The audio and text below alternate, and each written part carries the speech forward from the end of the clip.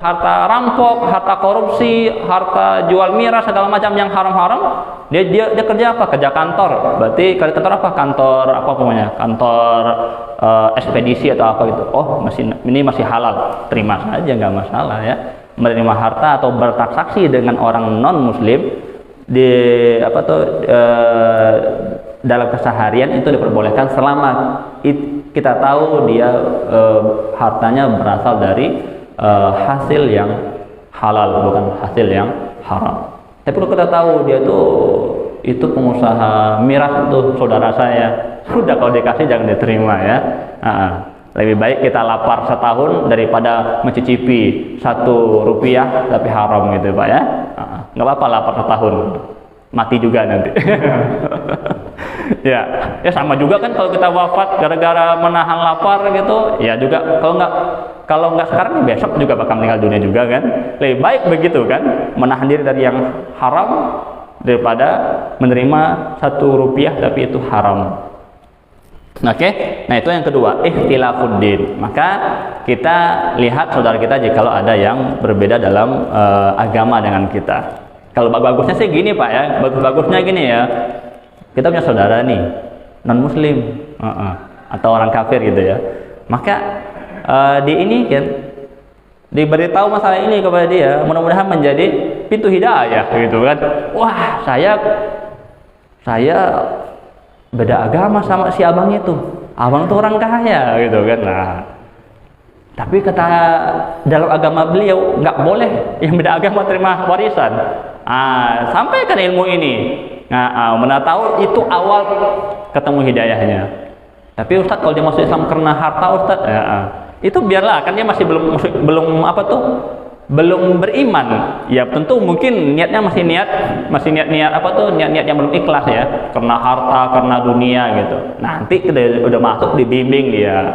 Kamu masuk Islam jangan karena harta, tapi masuk Islam karena Allah Subhanahu wa ta'ala. Diajarkan, dibimbing lagi.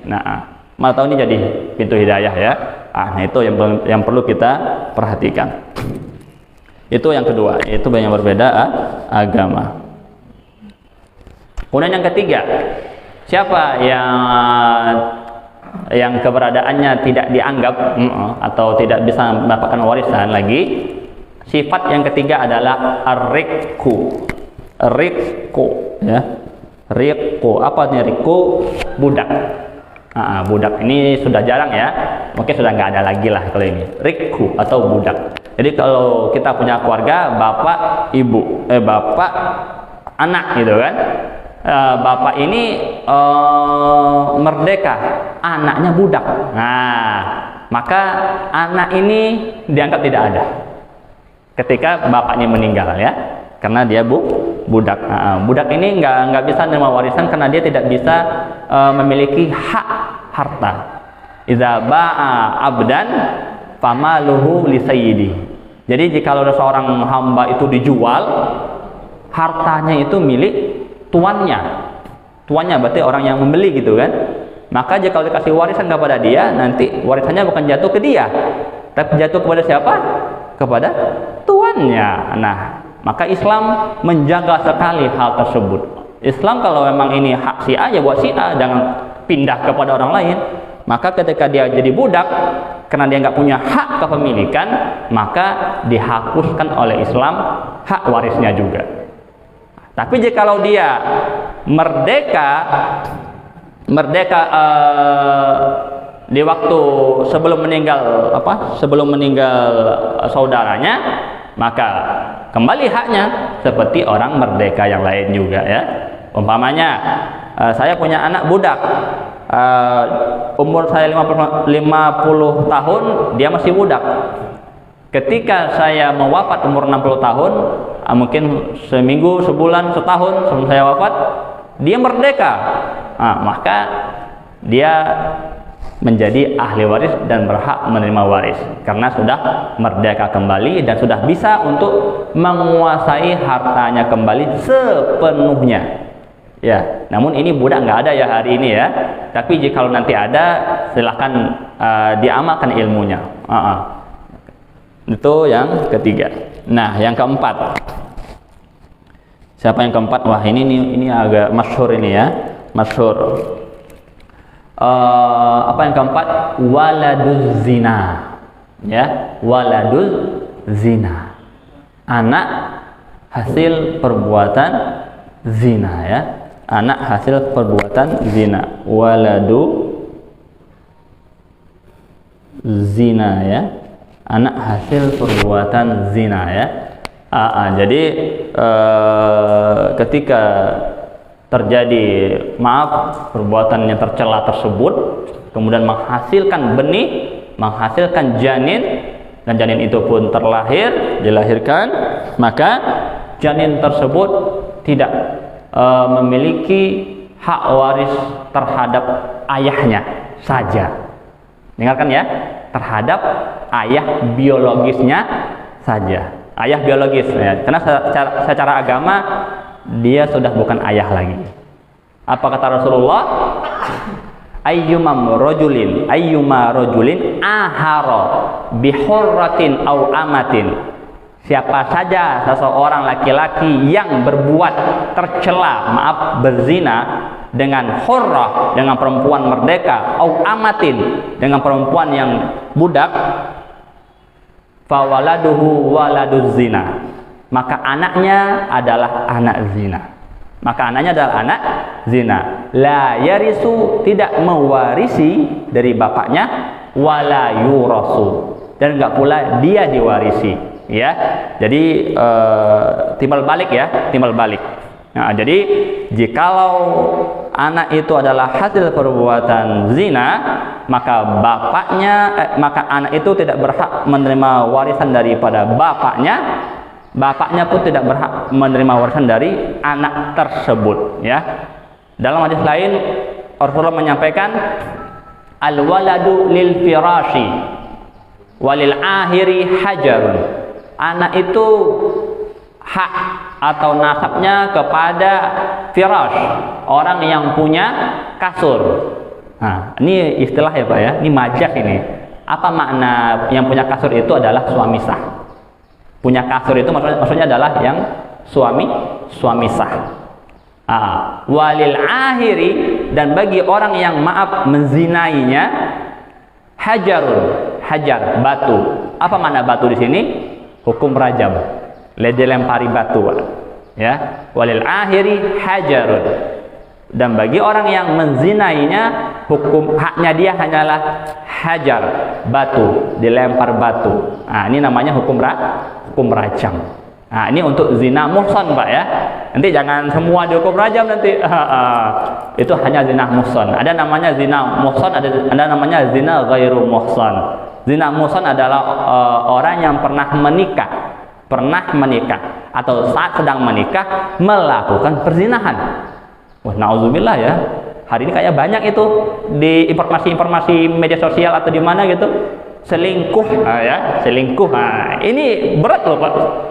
Selingkuh ini bukan masalah kecil. Selingkuh ini hukuman dunianya sudah rajam, baik yang perempuannya ataupun yang laki-lakinya. Tapi selingkuh yang sudah melakukan perzinahan ya, bukan hanya selingkuh jalan-jalan ke kafe berdua habis itu pulang lagi, nggak begitu. Ya sudah melakukan zina ya. Itu ngeri. Itu masuk dalam kategori zina muhsan. Zina muhsan. Hukuman dunianya adalah dirajam. Hukuman akhiratnya jika dia sudah dirajam, insya Allah di akhirat dihapuskan. Jika dia ikhlas ya. Namun jika nggak dirajam, di akhirat dirajam nanti. Maka jika hari ini kan, maaf Ustaz, kan hari ini di dunia kita nggak ada hukum rajam, terutama di Indonesia gitu kan, karena kita bukan daulah Islamiyah, ya kan begitu. Dan kita pun tidak berhak. BKM Al-Madani menghukum rajam, nggak boleh juga, nggak bisa, ya nggak boleh. Bukan daulahnya, ini cuman kekuasaannya sama masjid gitu. Seandainya di sini dia melakukan perbuatannya, kita boleh hukum dia, tetapi sehukum sesuai dengan hukum yang di Indonesia hari ini juga gitu kan. Kemudian dibawa ke yang berwajib gitu, nggak bisa. Maka orang yang tidak melakukan itu, ya ini pendapat para ulama ya, maka dia akan dirajam di akhirat nanti untuk sebagai penghapusan dosanya jika enggak dilakukan di dunia. Namun ada pula yang mengatakan seandainya daulahnya bukan daulah Islamiyah, maka bisa jadi nanti Allah yang jika dia bertobat dengan sungguh-sungguh di dunia, tobat dengan sungguh-sungguh, kemudian memang benar-benar sungguh-sungguh taubatan nasuha, maka bisa jadi Allah mengampunkan dosanya tersebut. Akan tapi itu hanyalah pendapat kecil daripada ulama-ulama ya, hanya pendapat sebagian kecil ya. Pendapat yang paling kuat adalah yang tadi. Jikalau dia tidak dirajam di dunia, maka akan dirajam di akhirat. Nauzubillah summa nauzubillah min dzalik. Mudah-mudahan yang kita ini tidak ada, dan juga anak-anak kita juga tidak ada. Jikalaulah ada, mudah-mudahan bertobat nasuha sehingga nanti Allah SWT meringankan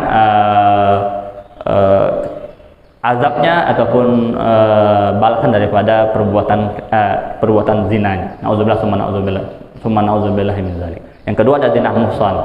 Zina ghairu muhsan itu zina yang dilakukan oleh orang yang belum pernah menikah, alias perawan dan perjaka. Nah, ini ghairu muhsan itu hadnya adalah dicambuk, bukan dirajam, hanya dicambuk ya. Oke, itu pembahasan zina, tapi terlalu luas. Nah, kita sekarang yang perlu kita garis bawahi adalah bagaimana kita secara detail mengetahui akan kedudukan anak, ya, kedudukan anak yang ada pada suatu keluarga,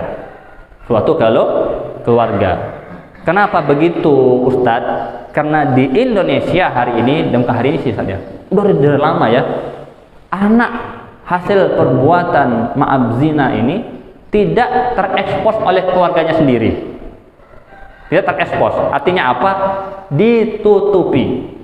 Dengan namanya tetap sesuai dengan nama bapaknya, bapak biologisnya. Padahal secara agama dia tidak berhak. Maaf nih, contoh ada namanya Pak Bude. Maaf aja. Apa sih saya contohnya? Anggap namanya Pak A lah. Bapak A melakukan zina dengan Ibu B gitu kan. Maka nanti ketika lahir anaknya C, maka C-nya bukan binti atau bin A, nggak boleh. Karena udah putus nasabnya. Sudah putus nasabnya karena perbuatannya ini membuat nasabnya tadi yang semestinya ada hilang. Namun hari ini kenyataannya di negeri kita normal-normal saja ya. Walaupun adalah itu anak hasil perbuatan tidak sah itu, tetapi tetap aja nama anak itu binnya nanti tetap nama bin bapak biologisnya. Nah, sehingga kita jikalau punya keluarga yang punya masalah ketika dulu pernikahannya ada masalah atau sebelum nikahnya ada masalah, itu perlu untuk kita cross check kembali. Kenapa? Ketika dia termasuk waladuz zina, maka dia tadi hukumannya apa? Tidak dianggap ada di dalam ahli waris.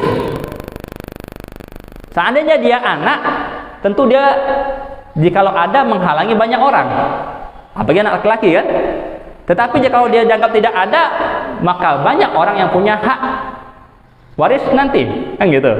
Nah, itu perlu di-cross-check kembali jika kita punya keluarga yang begini ya, ada masalah dalam pernikahannya. Dulu kalau nggak salah si A lebih dahulu hamil deh sebelum nikahnya. Di-cross-check, dilurusin. Karena efek sampingnya panjang, Pak ya. Efek sampingnya panjang.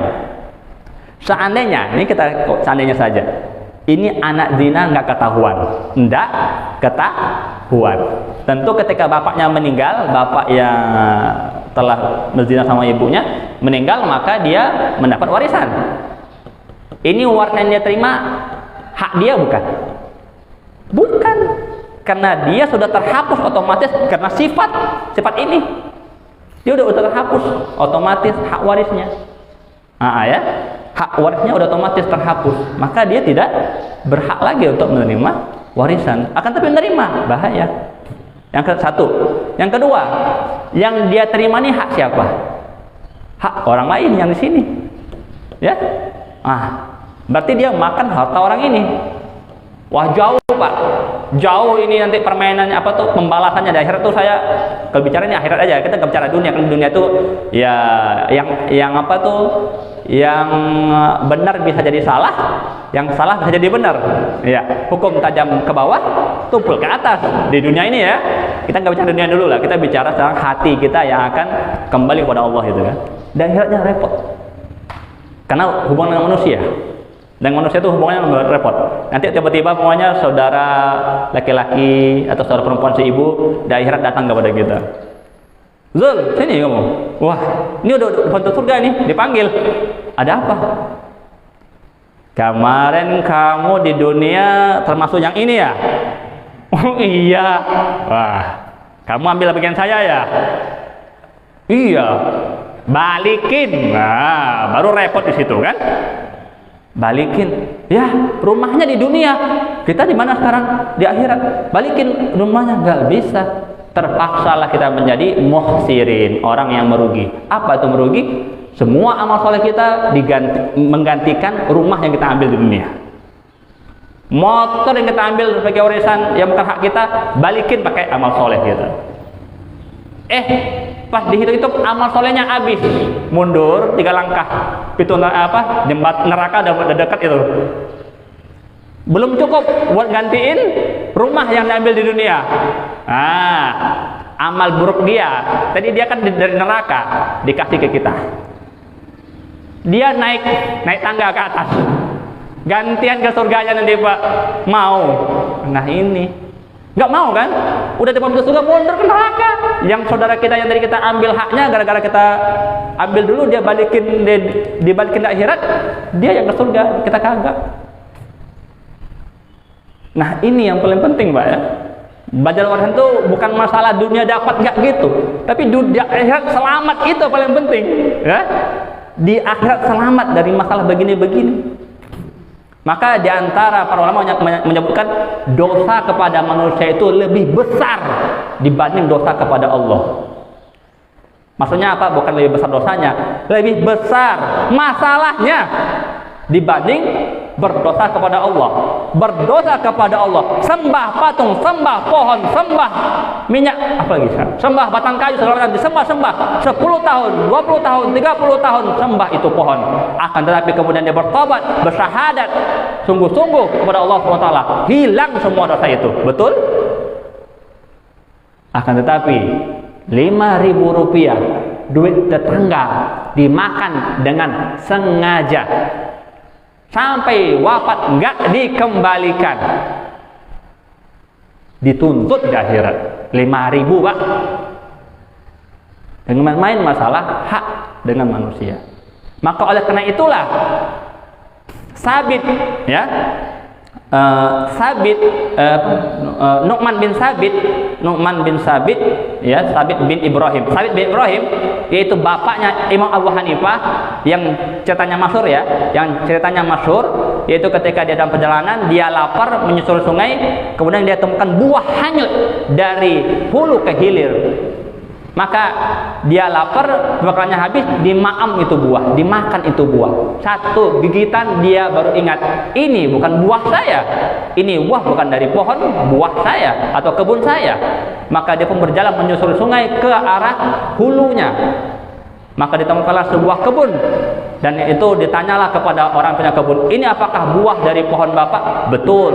Maaf Bapak, saya minta izin, satu gigitan ini kehalalannya. Nah ini orang benar gitu, satu gigitan halal Pak, halalkan Pak. Apa kata Bapak? Tidak bisa.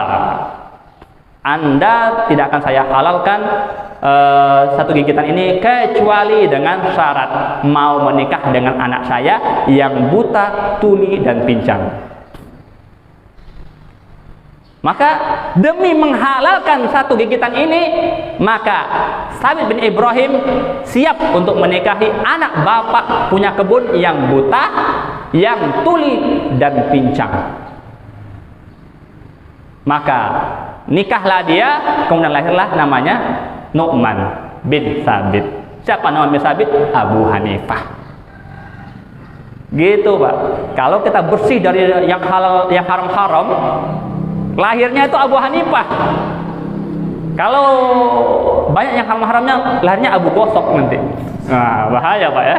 Kok lahir aja dia abu gosok ini anak saya deh. Nah, repot tadi ya. Tapi kalau bagus, bapaknya bagus, ibunya bagus, halal semua makanan, insya Allah ada Abu Hanifah yang kedua, ada Abu Hanifah yang ketiga nanti di antara keluarga dan anak keturunan kita. Begitu. Jadi jangan remeh-remeh temeh ini masalah warisan Pak ya. Ini kena hak orang lain nih, nanti ke mama kita berrepot, ke makam kita berrepot di akhirat nanti. Maka oleh karena itu kita teruskan ya supaya jangan sampai ke sini nanti. Jangan sampai ke sini. Maka kalau ada masalah anak yang tidak benar dulu hasilnya, silakan di cross check dan disampaikan kepada mereka ini masalah akhirat. Nah, di dunia kita mungkin hari ini agak repot lah ngurusinnya. Mau dibawa ke Mahkamah Agung, ini anak hasil perbuatan haram dulu ini dia nggak berhak diambil hak saya, kata hakim. Oh, dia anak dia, coba tes DNA. Itu ada DNA-nya biologisnya, hak dia. Kita kalah di mahkamah karena mahkamah dunia hukumnya pakai hukum biologis kan apa? DNA ya, pakai DNA, tes DNA segala macam.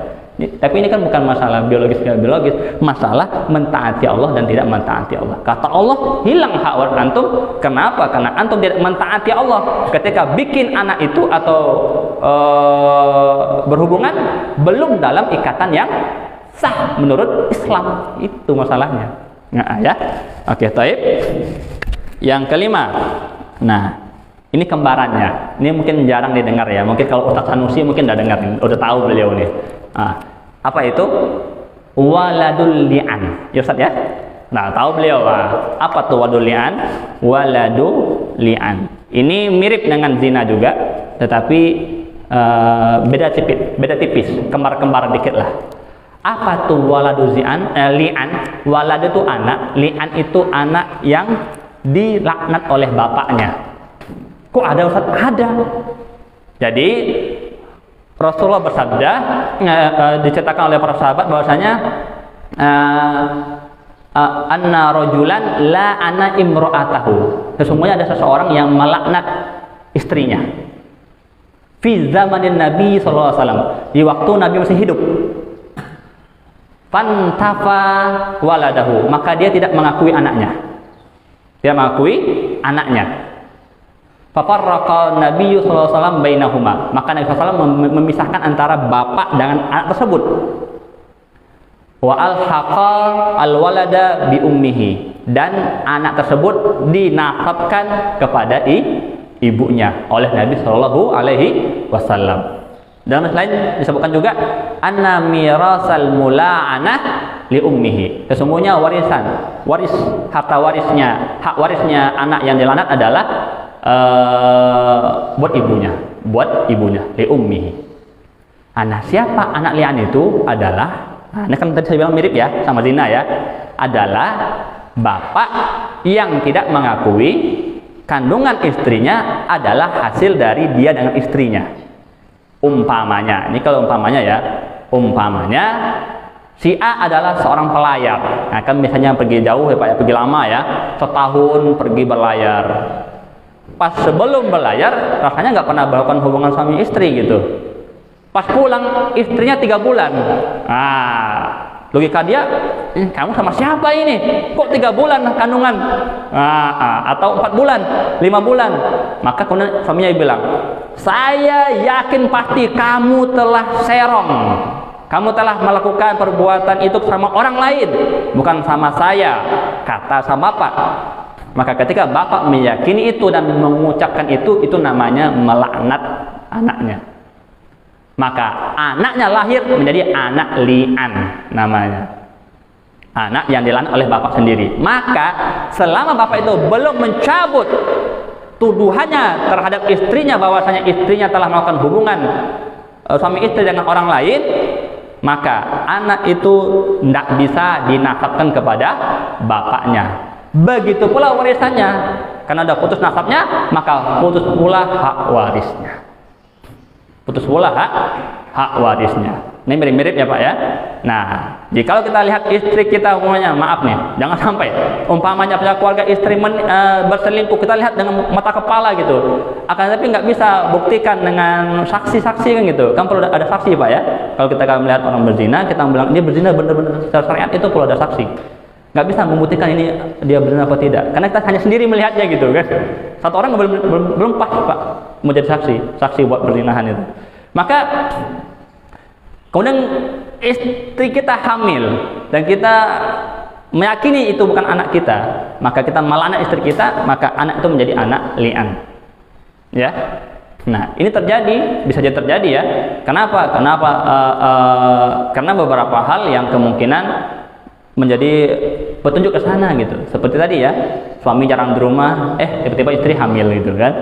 Suami nggak merasa dia telah berhubungan suami istri dengan istrinya sendiri. Maka dia menyangka itu adalah anak dari orang lain. Ataupun hal yang lain, dia pernah melihat istrinya masuk hotel dengan laki-laki lain umpamanya. Lalu kemudian, itu bukan anak saya. Maka anak ini jatuhnya jadi anak li'an.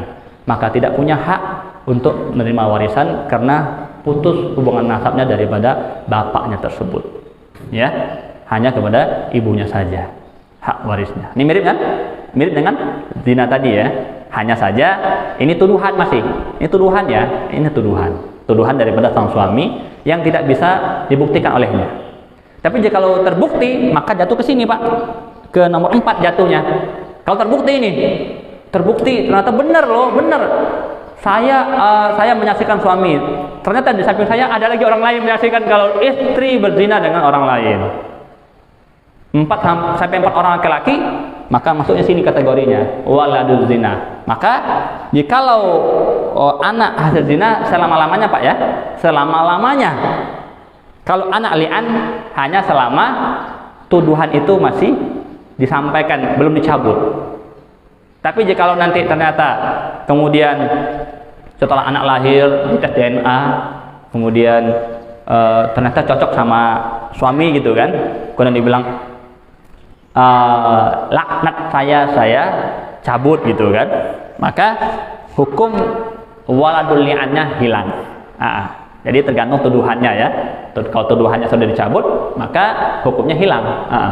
Tapi kalau belum dicabut, maka tidak hilang. Oke, itu 5. Yang kelima, dan ada yang keenam. Tutup ya sini ya. Ya. Yang keenam, nah ini mungkin terjadi pada kita. Apa itu? Al-mauludu la yastahil. Al-mauludu la yastahil. Maulud apa arti maulud? Maulid ya, tahu lah ya, maulid, nah dekat lah ya. Bayi yang dilahirkan la yastahil. Yastahil. Bukan pakai ha ya, pakai ha. Yastahil. Apa yastahil? Mengoek. Oek. Atau nangis. Jadi kalau bayi lahir dari seorang ibu, kemudian bayi itu tidak menangis atau tidak, nangis ini adalah hanya majasi ya, majas saja, maknanya adalah tidak hidup, maka dia dihitung tidak ada. Akan tetapi Ustadz, dia nangis Ustadz bentaran doang, bentaran saja atau bentaran doang dia nangisnya. Umpamanya si ibu nih ngelahirin, sebelum ngelahirin atau pas ngelahirin ibunya wafat, meninggal kan? Kemudian anaknya lahir, nangis sebentar, 10 detik, 10 menit atau 1 menit atau berapa lama, sebentar saja. Kemudian bayi itu pun meninggal dunia. Ya. Maka kalau begini ceritanya, bayi itu dihitung sebagai ahli waris dari sang ibunya. Sang ibunya. Dihitung, kemudian setelah punya dia dikasih buat sang bayi tersebut, kemudian karena bayi itu meninggal lagi, maka bagian bayi tersebut diberi kepada ahli waris yang masih ada pula, ayahnya gitu kan, ataupun saudaranya, ataupun nenek kakeknya yang masih ada. Akan tetapi ternyata ketika ibu telah wafat, ketika melahirkan, anaknya lahir dan tidak ada tanda-tanda kehidupan dari awal. Dari awal lahir nggak ada tanda-tanda kehidupan, nggak ngoek, nggak gerak, sejuk gitu kan, sejuk. Saya pernah menyentuh anak saya sendiri kalau lahir, kalau sejuk itu ternyata meninggal Pak ya. Sejuk gitu ya, kayak orang meninggal, sejuk, nggak ada pergerakan, pokoknya nggak ada tanda-tanda. Dan dicek ternyata meninggal dunia. Dicek umumnya oleh dokter, oh meninggal Pak. Maka anak tersebut nggak dihitung sebagai ahli waris dari ibu yang meninggal lebih dahulu. Dari ibu yang meninggal lebih dahulu. Apa kata Rasulullah? Iza istahalal mauludu wurrisa. Apabila anak yang dilahirkan itu mengoek, menangis, sebagai tanda kehidupannya, wurrisa, maka dia berhak menerima warisan. Ya, inilah 6 hal sifat yang membuat seseorang itu hilang daripada diagram ahli waris. Yang pertama, dia adalah qatil, pembunuh. Yang kedua adalah dia berbeda agama, ikhtilafuddin, sama yang meninggal. Yang ketiga, dia adalah riqu, budak. Yang keempat adalah waladuz zina, anak hasil perbuatan zina. Yang kelima adalah waladul li'an, anak hasil tuduhan berzina atau li'an. Yang keenam adalah anak yang lahir tidak mengoek atau tidak ada tanda-tanda kehidupan, lahir meninggal langsung, maka itu tidak dihitung sebagai ahli waris. Oke, taib. Itulah 6 golongan yang jikalau memiliki 6 sifat ini di antara ahli waris, maka dia dianggap tidak ada sebagai ahli waris. Wujuduhu ka'adamihi, keberadaannya sama seperti tidak ada dia. Ya, begitu jemaah ya. Taib. Sekian dulu untuk kajian kita di pagi hari ini. Jikalau ada yang mau dipertanyakan.